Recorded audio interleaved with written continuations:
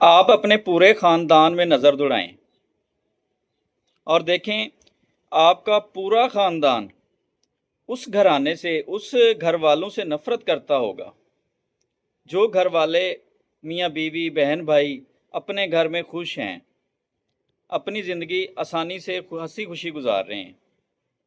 ان کو یہ چیز ستاتی ہے کہ جیسے ہمارے مسئلے مسائل ہیں، جیسے ہم پریشان ہیں، یہ کیوں نہیں ہے؟ جیسے ہمارے جھگڑے چل رہے ہیں، ان کے کیوں نہیں چل رہے؟